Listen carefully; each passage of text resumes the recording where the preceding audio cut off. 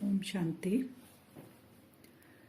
ये वीडियो उन भाई बहनों के लिए है जो ब्रह्मा कुमारीज के बारे में बहुत कुछ गलत धारणाएं बनाकर रखे हैं और काफ़ी ग्लानि करते हैं, क्योंकि उनको ये नहीं पता कि ये जो ब्रह्मा कुमारीज है ये एक संस्था नहीं है, ये एक हमारा परिवार है। तो इसको संस्था के हिसाब से आप लोग न देखें, परिवार के हिसाब से देखें। यहाँ पे हमारे माता पिता है और हम सब बच्चे आपस में भाई भाई आत्मिक रूप से भाई भाई और ऐसे भाई बहन के हिसाब से ये एक हमारा परिवार है। तो कुछ लोग अब इस परिवार के अंदर जैसे 20-25 साल किसी को होता है या इस परिवार के साथ वो रहते हैं, फिर छोड़कर चले जाते हैं, क्योंकि परिवार के अंदर इतना बेहद का परिवार है हमारा। ये 4-5-10 लोगों का तो परिवार है नहीं। तो परिवार में पांचों अंगुली तो एक जैसी होती नहीं है। तो अब जो ये ज्ञान हमें मिलता है, ये हम दावा करते हैं कि ये भगवान का ज्ञान है, डायरेक्ट परमात्मा का ज्ञान है। मैं भी इस परिवार का हिस्सा हूँ, मैं भी इस परिवार में रहती हूँ, मेरे भी माता पिता है। क्योंकि मैं उस परिवार की हूँ तो मेरा फर्ज बनता है कि मेरे परिवार के बारे में और मेरा जो सर्वशक्तिमान पिता शिव बाबा है उसके बारे में अगर कोई ग्लानि करे, वो जो नॉलेज देते हैं उसके बारे में ग्लानि करे, तो मेरा फर्ज है कि मैं वो क्लियर करूँ। क्योंकि जो जन्म देते हैं माता पिता, अगर उनके बारे में भी कोई थोड़ा सा कुछ बोलता है तो हम सहन नहीं कर सकते हैं। तो ये तो हमारा पिता है, और जो ग्लानि कर रहे हैं जाने अनजाने, कुछ उनका स्वार्थ होगा या 20-25 साल से ज्ञान में आके फिर छोड़ के चले जाते हैं, या उनको मान सान की जरूरत होगी, जो भी होगा उनका पर्सनल मैटर है। लेकिन वो जो ग्लानि करते हैं, एक समय ये आएगा कि वो खुद भी रियलाइज करेंगे कि हमने ये गलती की है। क्योंकि परिवार के अंदर जो गलती करता है, अगर छोड़कर चला जाता है, बाद में वो पश्चाताप करता है कि मैंने अपने माता पिता का हाथ छोड़ दिया, तो वो भी पछताएंगे। लेकिन जो छोड़कर जाते हैं या जो ग्लानि करते हैं, वो तो 1 या 2 पॉइंट के ऊपर ग्लानि करते हैं, या उनको कुछ अच्छा परिवार में नहीं लगा, उन्होंने किया। लेकिन बाद में ये बात बढ़ते बढ़ते 1, 2, 3, 4 ऐसे जो एक चेन बन जाती है, तो वो एक ग्लानि 100 ग्लानि के रूप में आ जाती है। तो आज जो आप लोग शास्त्र, हम लोग जो शास्त्र पढ़ते हैं ना, उसमें भी ऐसे ही मन मत सबकी मिक्स हो गई। मिक्स होते होते आज देखिए हम वो शास्त्र पढ़कर भी उसका एक पॉइंट भी धारण नहीं कर पाते। हम लोग क्यों नहीं कर पाते? क्योंकि सब अपने मत के अनुसार उसमें ऐड करते गए।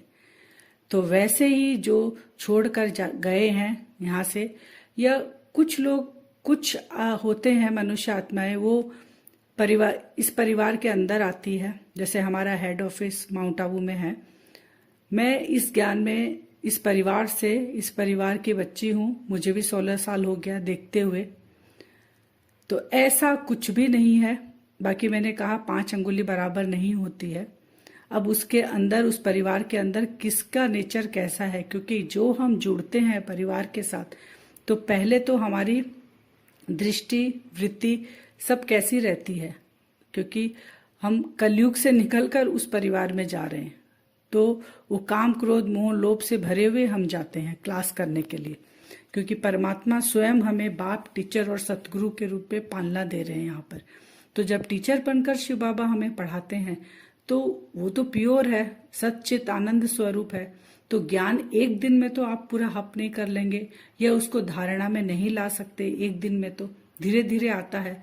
तो उसके कारण जो नया कोई आया हो, अगर कुछ ऊंच नीच उन्होंने कर भी दी है, क्योंकि वो भी तो स्टूडेंट है वहाँ का, ये हमारी पाठशाला है, पढ़ाई हो रही है यहाँ पर, तो एक दिन में तो कोई इंजीनियर डॉक्टर नहीं बनेगा। तो वो संस्कार धीरे धीरे आते हैं ना, उसी को ही हम बड़े रूप में लेकर जो इतना सब ग्लानि कर रहे हैं, ये बहुत गलत है। तो यहाँ के संस्था में एक तो सब बोलते हैं कि सबसे बड़ी बात यहाँ है कि जब हम जाते हैं ना क्लास करने के लिए, तो यहाँ पे हमसे पैसा मांगा जाता है। ऐसा देखिए कुछ भी नहीं है, क्योंकि परिवार को चलाने के लिए जो परिवार के मेंबर है उनकी ही जिम्मेवारी होती है। तो मैंने पहले भी कहा ये हमारा परिवार है, तो ये हमारी जिम्मेवारी है कि आज हमारे परिवार में क्या हो रहा है, अब कहाँ कंस्ट्रक्शन शुरू होगा, कहाँ सेवा होगी, कहाँ हम कोई बहुत बड़ा प्रोग्राम कर रहे हैं। तो ये सब करने के लिए माने किसकी जिम्मेवारी है? हम बच्चों की जिम्मेवारी है। तो इसके अंदर कोई बच्चा बहुत पैसे वाला है, कोई बच्चा गरीब है, तो जो पैसा वाला है वो अपना कंट्रीब्यूट करेगा ना, क्योंकि परिवार के अंदर अगर कोई कुछ फंक्शन होता है, शादी होता है और होता है हमारे परिवार में, तो हम लोग करते नहीं है क्या? जिसके पास जितनी क्षमता होती है उतना वो उतना पैसे से हेल्प करता है, जिसके पास कुछ सामान होता है वो सामान से हेल्प करता है। तो ये भी हमारा बेहद का परिवार है। तो जिसके पास बहुत ज्यादा है वो उस हिसाब से करता है, जिसके पास नहीं है वो 10 रुपया करके भी हेल्प कर सकता है। तो यहाँ हमें परिवार में कोई नहीं पूछता कि आप 10 रुपया क्यों दियो, आप 2000 रुपये क्यों। किसी को कुछ पता ही नहीं चलता कि कैसे ये यज्ञ का काम हमारा चल रहा है और कैसे ये हो रहा है। ना हम किसी से मांगते हैं, ना कोई हमको डोनेशन देते हैं, ना हम जाके मांगते हैं।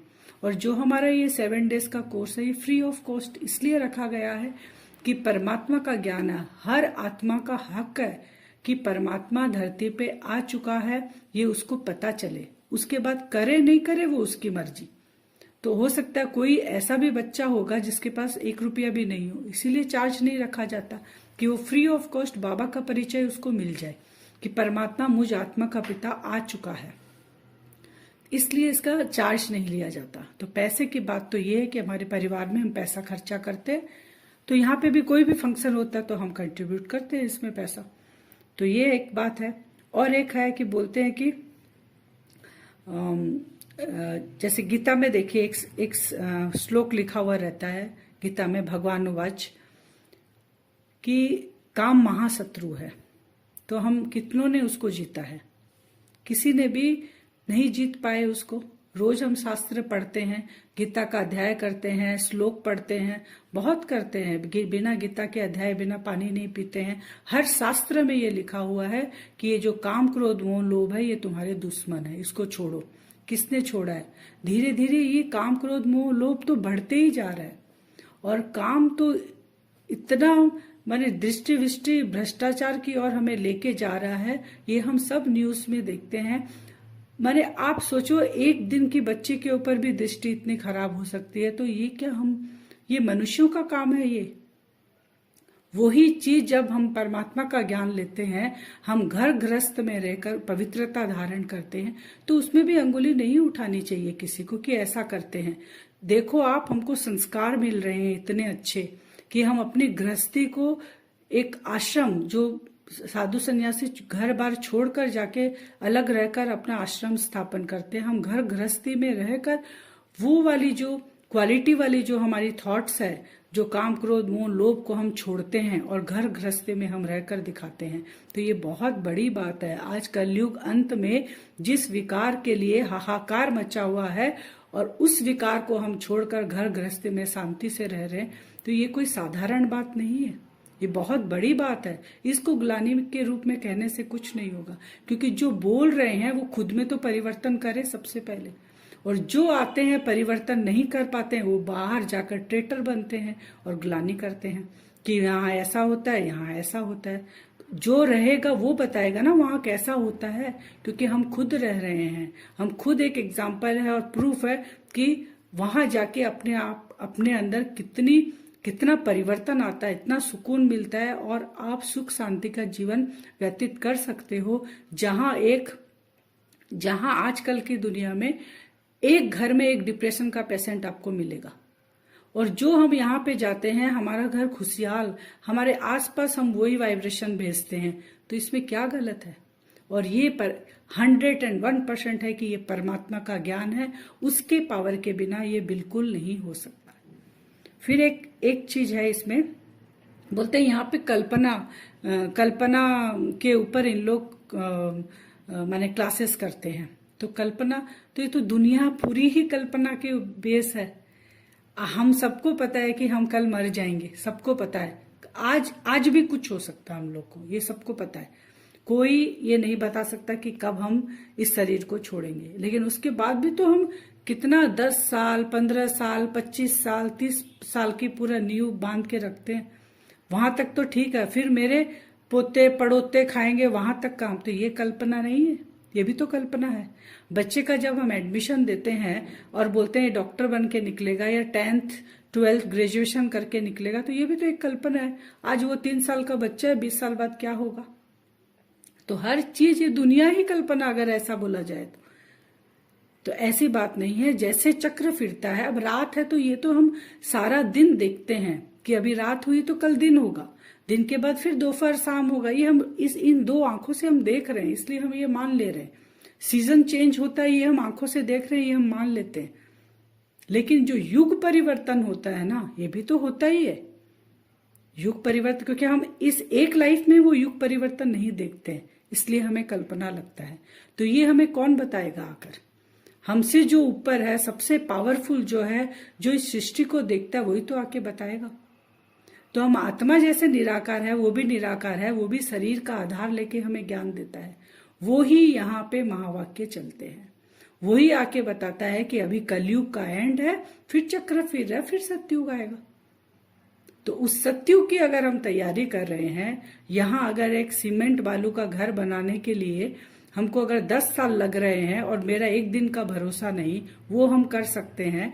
और सतयुग आने वाला है, अगर हम अपने चरित्र को अच्छा बना रहे हैं, हमारे अंदर से विकारों को निकाल रहे हैं, तो इसमें क्या गलत है? अगर हम सतयुग जैसे दिव्य गुण अभी अपने अंदर ला रहे हैं तो सतयुग जैसा दिव्य गुण हम अगर घर गृहस्थी में रहकर ला रहे हैं, ये पढ़ाई हम पढ़ रहे हैं, तो इसमें गलत क्या है? क्योंकि सभी लोग चाहते हैं कि सुख शांति की दुनिया हो, मन से सब चाहते हैं, और उस सुख शांति की खोज के लिए बाहर भटक भी रहे हैं। और हमें वो अतीन्द्रिय सुख का आनंद घर बैठे बैठे हमको वो प्राप्त हो रहा है। तो हम अपने चरित्र को, अपने दिनचर्या को अपने हिसाब से परमात्मा की श्रीमत के अनुसार अपने अंदर वो दिव्य गुण धारण कर रहे हैं। एक क्वेश्चन सब करते हैं कि यहाँ खान पीन जो है वो किसी के हाथ का नहीं खाते हैं। तो देखिए, आज जो खाना पीना हम लोग इतना अति की तरफ चले गए हैं, हर जगह का हम खाना खा लेते हैं। खा के आने के बाद सबकी पोजीशन, प्राय 90% लोग आके बोलते हैं कि आज खाना ज़्यादा हो गया, आज मेरे को पेट में प्रॉब्लम हो रहा है। क्योंकि वाइब्रेशन बहुत मैटर करता है। जैसा अन्न वैसा मन, ये हमारी पुरानी कहावत है।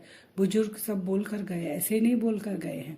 जिस दिन घर में कला कलेश होता है और कलेश होने के बाद जो खाना बनता है, वो खाना किसी को भी टेस्टी नहीं लगता है। वही माँ अगर खाना बहुत प्यार से बनाती है तो उस दिन खाना बोलते हैं ना, आज तो कुछ डाले नहीं, इतना टेस्टी। वाइब्रेशन का 99% खाने के अंदर असर करता है। तो हम जब अपने देवीय गुणों को धारण कर रहे हैं, हम काम क्रोध मोह लोभ को छोड़ना चाह रहे हैं, तो हम अगर फिर जिस आत्मा के हाथ से, जिस मनुष्य के हाथ से हम खाना खाएंगे, तो वो तो नहीं वो चीज छोड़ रहे ना, उनके अंदर तो वो चीज है। तो खाना बनाते समय वो कुछ थॉट्स सोचते रहेंगे, पास्ट की बातें सोचते रहेंगे, किसी से झगड़ा हुआ वो सोचते रहेंगे, तो वो वाइब्रेशन उसके अंदर जाता है ना। तो वो खाना हम नहीं खा सकते, क्योंकि जब हम मेडिटेशन में बैठते हैं, उस सुप्रीम सोल के साथ कनेक्ट होते हैं, तो मन हमारा फिर डिस्टर्ब होने लग जाता है। इसीलिए हम खाना खुद के हाथों से बनाते हैं, उस परमात्मा की याद में बनाते हैं, उसको स्वीकार कराते हैं और उसके बाद खाते हैं। तो इसमें गलत कहाँ है? तो ये जो भी ग्लानि कर रहे हैं, अपने अंदर पहले झांके, देखें कि हम किसके लिए क्या बोल रहे हैं। ओ